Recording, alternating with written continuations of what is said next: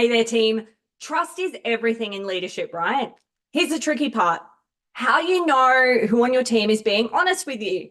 Give me the next 5 minutes and I'll show you how to identify honesty in your team, build a culture of transparency, and strengthen trust like you may never have before.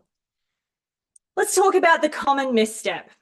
Blind trust, constant doubt. So there's two extremes that in my experience with leaders, especially those first time leaders, those newer leaders, we tend to fall into two camps, right? So one, you'll blindly trust your team. You assume the best in everyone, everyone's being honest until surprise, surprise, they're not.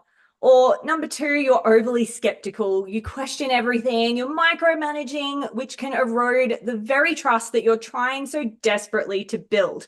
Now, do either of those sound familiar? Either approach can backfire big time, leaving you and your team feeling frustrated and disconnected. And not only that, it can cost you a lot of time, a lot of money, and a lot of hiring, firing, rehiring, all of that stuff, which is never any fun. Now, truth is, trust is not about being naive or suspicious. It's really about knowing how to recognize honesty in real time and being able to reinforce that behavior in the team. So, how can we do it? How do we get it done? Let's create a trust framework. Trust frameworks are all about three things: spotting genuine honesty, reinforcing transparency, and fostering that culture where honesty is rewarded, not punished. So let's talk about how we make this happen. First things first, look out for body language, look out for behavioral cues with your teams, okay? So honest people, they will demonstrate consistency in their words and actions. So look for those behaviors like making eye contact. They're willing to acknowledge their mistakes and just fix them without argument, and giving credit to other people where credit's due. A red flag here would be avoidance when something's gone wrong, or trying to shift blame onto people or systems or processes. That's also a sign that someone is withholding information. Second thing I'll say, team, ask better questions. Please don't be vague.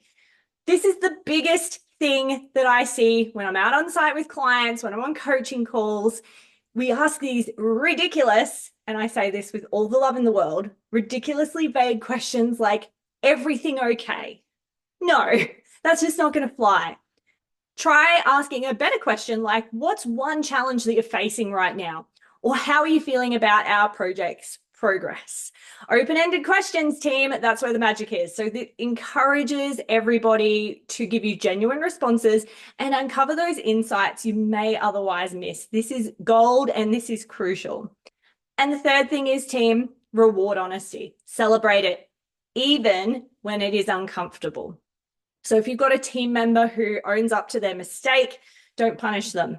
Acknowledge their courage and focus on solutions. So take it from going, hey, I'm so glad you told me. The great news is we can fix this. This shows your team that honesty won't come back to bite them. So creating trust and honesty, it's all about making it safe to make mistakes. Let me now share a quick story. So I was working with a client probably 3 months ago right now, and they had this particular team member who just was not being accountable, would not admit to his mistakes, would not take ownership when things were going wrong. So all we did was we changed that